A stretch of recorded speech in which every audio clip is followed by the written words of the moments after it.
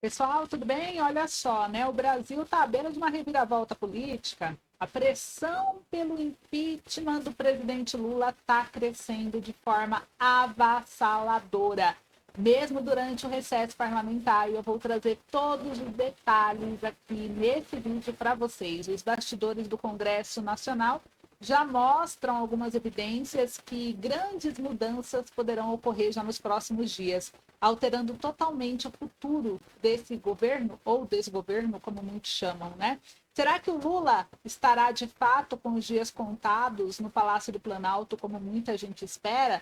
Então eu vou trazer aqui para vocês, enquanto isso, também falaremos da pressão dos Estados Unidos, né, com o Donald Trump, que não poupa palavras. O presidente eleito norte-americano deu uma resposta contundente aos líderes de esquerda, incluindo Lula. E eu vou trazer para vocês o que ele trouxe, né? Então não sai daí não, porque vem muito mais por aí. Temos informações exclusivas, análises aprofundadas e as opiniões que você precisa ouvir para entender de fato o que realmente está acontecendo, sem tanta manipulação e interferência da grande mídia. Então, antes de seguirmos, já deixa o seu like para nos ajudar, se inscreve no canal para não perder nenhum conteúdo aqui exclusivo e também compartilhe esse vídeo com seus familiares, amigos. Juntos podemos espalhar a verdade, ampliar um debate saudável. Então, eu conto com vocês. Bora lá, então. Eu já começo com a primeira informação desse boletim, que enquanto se fazem de santos, nossa justiça vem ganhando uma quantia surreal do nosso dinheiro. E vamos expor, né, gente? Temos que expor tudo que está acontecendo. Quem trouxe aqui foi a Folha de São Paulo. E eu vou mostrar para vocês, olha só. Penduricalhos levam ministros do TST a receberem até 419 mil reais líquido, isso em um mês. E que é isso? O ministro ganhando quase meio milhão em um mês? Os pagamentos extras turbinam a remuneração de 26 dos 27 magistrados, gente. A corte cita aval do Conselho Nacional de Justiça para valores retroativos. Então, aqui mostra, olha só, foi exposto. Embora os pagamentos de verbas extras a magistrados tenham alcançado valores vultuosos em diferentes instâncias do judiciário pelo país, os valores recebidos na Corte Trabalhista se destacam entre os tribunais superiores, gente. Então, só para vocês verem, né? Então, pessoal, vocês conseguem ver aí, né? A gente mostra aqui para vocês as evidências. Eles têm benefícios que se estendem a quase todos os seus integrantes, dos 27 ministros do TST. 26 receberam em dezembro uma remuneração acima de 240 mil reais líquido. A média dos magistrados, já com os descontos, chegou a 357 mil e em valores brutos 514 mil reais. Então o cálculo inclui o salário fixo, que é a remuneração fixa mensal de magistrados, que não chega a 42 mil reais, olha que hilário, né? Pagamentos retroativos e benefícios como abonos e auxílios após os descontos de previdência, imposto de renda e retenção pelo teto constitucional, correspondente a 44 mil, e os dados relativos à folha de pagamento constam em painel mantido pelo Conselho Nacional de Justiça com base em informação disponibilizada pelos próprios tribunais. E quem liderou aqui, olha só isso, hein? O ranking pelo rendimento líquido no período foi o ministro Sérgio Pins Martins, que obteve 419 mil livros, ou 533 mil brutos. Já com base no rendimento bruto, foi o vice-presidente da Corte, Maurício Godinho Delgado, 394 mil líquidos, pouco mais de 706 mil brutos. E a exceção no CST, que não obteve ganhos livres nas faixas das centenas de milhares de reais, foi o Antônio Fabrício de Matos Gonçalves, porque ele foi impostado em dívida ano passado, mas ele embolsou 102 mil brutos e 83 mil líquidos em dezembro. Então, no STJ, a remuneração no maior valor de ministro no período foi 119 mil reais líquidos, de acordo com os dados do painel, gente. Então, olha isso, né? Procurado, o STJ disse que não se manifestará sobre o tema, gente. Então a gente percebe a injustiça do que ocorre no Brasil, né? Então é algo assim muito complicado. Olha só, no direito existe uma expressão chamada fumus boni iuris, fumaça do bom direito, lembra Angeli? Do jeito que está, diz ele, não vejo fumaça do bom direito, não vejo valor constitucional, não vejo justiça. Então a gente vê aí, né, o Felipe, ele é advogado e coordenador de uma plataforma, que chama Plataforma Justa, e ele evita qualificar que os penduricalhos e a remuneração dos magistrados são razoáveis ou mesmo justificáveis diante das funções desempenhadas por ele. E ele fala que o judiciário tem que entrar na discussão sobre gastos do Estado. Se o objetivo do judiciário é trazer mais justiça, talvez ele tenha que cortar a eficácia de reais por justiça social, tem que ser melhor balanceada. E ele afirma que o debate deve se concentrar no descumprimento de fé e critica o conflito de interesse na aprovação de penduricalhos pelo próprio judiciário, já que quando é para aposentado e pensionista não tem como. A revisão da vida toda foi um grande exemplo, né? Os velhinhos, os idosos, quem realmente faz o Brasil crescer, não ganha nada. Quando faz direito retroativo, não tem, é daqui para frente. Por que os juízes podem ter todas essas mordomias que o povo, que é quem paga o salário deles, não tem? Né? Então, fica uma reflexão.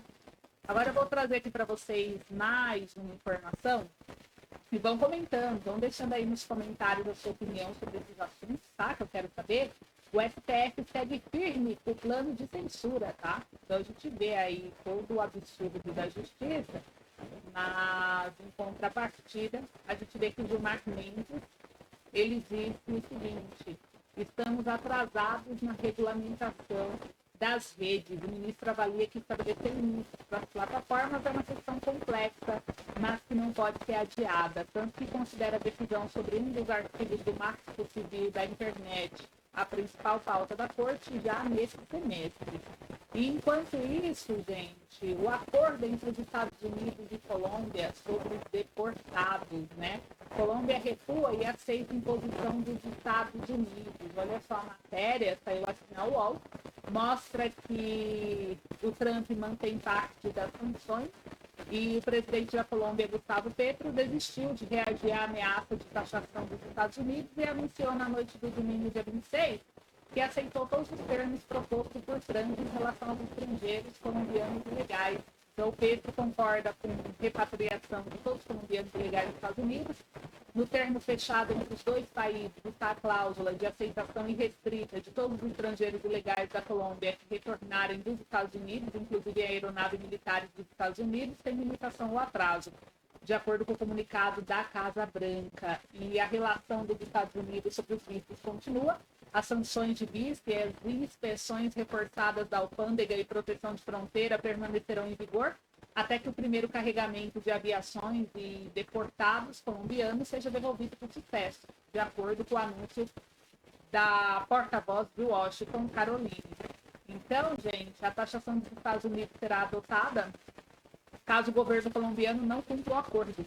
As autoridades vão para os Estados Unidos reunir com o Trump e a Colômbia se prepara já para receber 160 deportados, né? Então, vocês viram aí que o governo Trump, ele subiu o tom contra colombianos quando Petro reagiu às deportações. Ele ameaçou suspender a emissão de visto para colombiano, revogar visto de funcionário colombiano, vetar a entrada de membros do partido no poder em Bogotá, nos Estados Unidos. As ações mais duras já tomadas desde o início do seu governo. E o Trump chama imigrantes de criminosos. Ele diz que as sanções seriam o começo de mais medidas. Não permitiremos que o governo colombiano viole suas obrigações legais em relação à aceitação de devolução de criminosos que entraram nos Estados Unidos. E Trump disse que taxaria os produtos colombianos em 25%. Caso Petro seguisse com a decisão, os impostos subiriam para 50%. E em resposta, o presidente colombiano anunciou que taxaria todos os produtos dos Estados Unidos que entrassem no país e que Trump impõe tarifa de 50% sobre o fruto do nosso trabalho humano.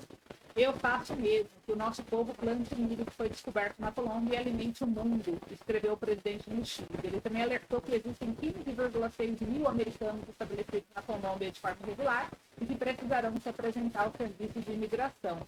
E resisto a você, escreveu Petro, afirmando ser teimoso. Ele disse que os bloqueios não o assustam porque a Colômbia, além de ser o país da beleza, é o coração do mundo. A Colômbia está aberta ao mundo todo a partir de hoje, de braços abertos, somos construtores de liberdade, vida e humanidade. Então, a ação ocorre no momento em que o governo do México vetou um voo e o Brasil denunciou violações por parte dos americanos. As medidas de Trump deixaram diplomatas em toda a região chocados, com o comportamento do presidente americano e estão sendo vistas como um alerta ao Brasil e outros países da região. A deportação em massa era uma das principais bandeiras da campanha de Trump. Em sua primeira semana, ele anunciou o envio de mais de 500 estrangeiros aos seus países de origem, além do destacamento de tropas para as fronteiras. Então, sobrou, inclusive, para o Brasil, né? E os países aqui, gente, de Alagoas, marcaram reunião para reagir a Trump. Lula avalia participação.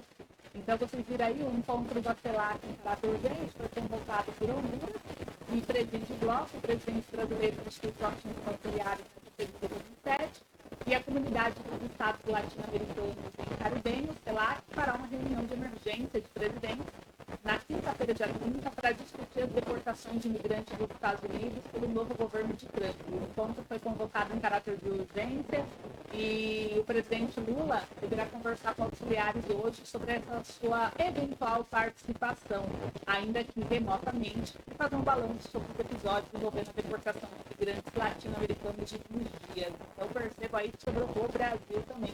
E a gente vai acompanhar tudo de pertinho, gente.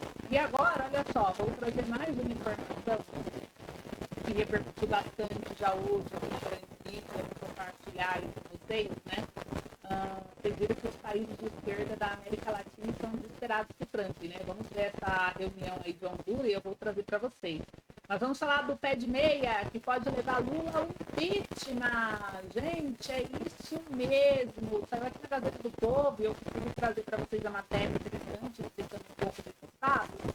Por que o pé de meia pode virar a pedalada de Lula e levá-lo ao impeachment? Então, o governo está dando tanto fora na sua gestão, já começou o ano revogando lei, igual a do lá em relação à Receita Federal, é a questão das taxas de juros do João Finado, né? Prometendo uma programa STF, é uma série de decisões que estão sendo revogadas, questionadas, criticadas, e fazendo o governo perder mais popularidade ainda. Só que olha só, né? A recente decisão do Tribunal de Contas da União de bloquear 6 bilhões do programa Pé de Meia passou a ser defendida pela oposição com mais novo motivo para o impeachment do Lula, gente. As manobras do governo para pagar uma bolsa mensal de R$ 200 para estudantes do ensino médio já ganhou a alcunha de novas pedaladas fiscais, que foi o apelido dado aos artifícios contábeis que levaram à deposição do ex-presidente Dilma em 2016.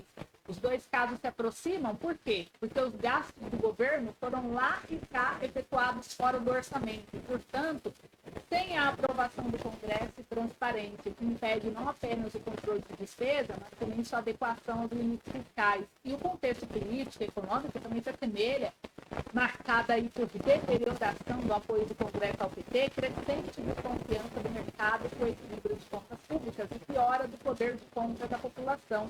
No caso de Dilma, as pedaladas fiscais consistiram em atrasar pagamento de empréstimos crescentes tomados de bancos públicos para financiar despesas correntes do governo de forma oculta. Com isso, o governo escondia o rombo nas contas públicas e, segundo a sentença do impeachment em 2014, ano da reeleição de Dilma, a dívida pública federal foi subdimensionada em 40,2 bilhões em 2015 e o passivo cresceu e chegou a 58,7 bilhões. O truque foi revelado na época em reportagem do jornal O Estado de São Paulo e foi confirmado na análise de contas feita pelo TCU. O relator do processo foi o ministro Augusto Nardes, o mesmo que agora bloqueou os recursos do pé de meia, dessa vez a partir de informações levantadas pela UOL, também corroboradas pelos técnicos do tribunal. Então, vocês viram aí o que está acontecendo? A imprensa, a mídia, está expondo o governo. E o mesmo juiz, que foi o juiz responsável, o relator, né, ministro, responsável lá do impeachment de Dilma lá atrás, que também analisou, bloqueou recursos na época, é o mesmo que está bloqueando recursos agora do pé de meia, que também está sendo investigado como uma possível pedalada fiscal. É o ministro Augusto Nardes, tá? E o que fez o governo no pé de meia? Para depositar R$ 200 por mês para alunos do ensino médio via Caixa Econômica Federal, o governo constituiu um fundo privado chamado FIPEM, que é Fundo de Incentivo à Permanência do Ensino Médio, e esse fundo, por sua vez, aqui mostra que ele é abastecido com recursos de outros fundos controlados pelo governo, no caso dos superávites financeiros do Fundo Social, que recebe dinheiro oriundo da venda de petróleo, verbas do Fundo de Garantia de Operações de Crédito Educativo, que foi criado em 2009 como avalista de empréstimo tomado por estudantes de ensino superior no FIES. E tem aqui também o dinheiro do Fundo Garantidor de Operações, que é o FGO, também criado em 2009, originalmente para garantir parte do risco dos empréstimos para micro, pequenas e médias empresas, né? E o TCU verificou que, para pagamentos feitos no ano passado, o PEDMEI usou 6 bilhões reservados do orçamento de 2023 para o Fundo Social, o que contraria o princípio da nulidade orçamentária, e mais 6 bilhões do FGDUC. Esse último valor, no entanto, foi transferido diretamente para o FIP, sem passar pelo Tesouro, sem previsão de orçamento de 2024. Ou seja, esse montante não foi aprovado pelo Congresso a tempo para ser usado na época. Então, o governo cometeu um crime, segundo essa análise. Para os auditores do TCU e consultores do Congresso, esses 6 bilhões do FGDUC, por se destinarem a um programa de bolsas administrado pelo Ministério da Educação, deveriam fazer parte do orçamento. Sem isso, essa despesa do pé de meia contornou o arcabouço fiscal criado pelo próprio governo Lula e ainda driblou as exigências da lei de responsabilidade fiscal, ou seja, foi feito um gasto fora dos limites autorizados, disfarçando o aumento, aí, gente, como vocês viram, da dívida pública. Então, os técnicos do TCU apontaram em relatório que o arranjo financeiro adotado para a execução do programa Pé de Meia tem como importante efeito o fato dos recursos não entrarem nos limites das despesas primárias e não sofrerem contingenciamento ou bloqueio orçamentário ao longo do ano para fins de cumprimento de metas de resultado primário ou nominal estabelecido no anexo de metas fiscais da Lei de Diretriz Orçamentária. Então, o LDO, que é a Lei de Diretriz Orçamentária, permitindo de start a expansão de gastos públicos à margem de regras fiscais e orçamentárias vigentes, em especial o limite de despesas estabelecidos pelo regime fiscal sustentável, que é a Lei Complementar 200 de 2023. Então, a política de transferência de renda foi feita fora do orçamento, isso é o que diz o relatório.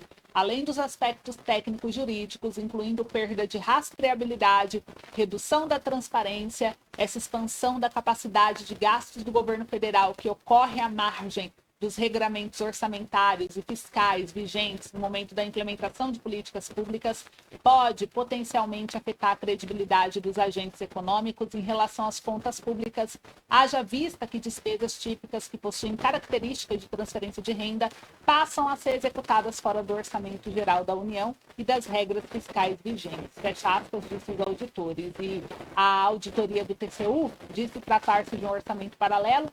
Como agravante, o MEC, que é o Ministério da Educação e Cultura, negou pedidos apresentados por parlamentares e cidadãos via Lei de Acesso à Informação para obter dados sobre os beneficiários do programa. Há suspeita de repasses para estudantes universitários de licenciatura e não se sabe ao certo quanto foi destinado por Estado. E a oposição acusa o Lula de pedalada fiscal em ano de eleições. Então, os parlamentares da oposição acusaram o governo Lula de, assim como o de Dilma, turbinar gasto fora das regras fiscais, comprometendo a credibilidade da economia com fins eleitoreiros. Todos os indícios caminham para configurar uma pedalada fiscal. Lançaram um programa sem que houvesse previsão orçamentária em ano eleitoral. De nada adiantou, pois vimos a derrota do PT nas urnas. Mas isso aí não vai ficar barato. Postou nas redes sociais a senadora Damares Alves, do Republicano Distrito Federal. O deputado federal Marcel Van Hatten, do Novo, do Rio Grande do Sul, também fez uma publicação na rede social do X que houve violação de regra orçamentária, ou seja, crime de responsabilidade. A história se repete, impeachment à vista, vamos voltar às ruas, fora Lula. O programa Pé de Meia bloqueado por grave violação das regras orçamentárias, Lula imitou Dilma e pedalou. Agora, seu único destino é o impeachment. Isso foi quem postou o senador Flávio Bolsonaro, do PL do Rio de Janeiro. Então, a gente percebe aí, gente, que tudo caminha para um possível impeachment. E como o Lula, ele está perdendo aí bastante, né? Ele está perdendo bastante credibilidade, gente. A situação está bem séria. Olha só, é recesso, mas 93 deputados já apoiam o impeachment de Lula. Então, o pedido de impeachment do Lula já conta com o apoio e assinatura de 93 deputados federais. Foi apresentado no Congresso, a medida ganhou força após a oposição alegar crime de responsabilidade do petista ao implementar o programa Pé de Meia, criado pelo governo Lula, para oferecer uma poupança a alunos do ensino médio cadastrados no CAD único. E sem a devida aprovação do Congresso, a gestão petista injetou 3 bilhões de pagamento ao Pé de Meia. E na semana passada, o Tribunal de Contas, que é o TCU, né, da União, bloqueou os recursos destinados ao programa. Então, vários deputados assinaram. Agora eu quero saber de vocês, comenta aí, vocês acham que vai rolar esse impeachment, sim ou não? Então esse foi o vídeo de hoje, obrigada pelo carinho, um beijo, até mais.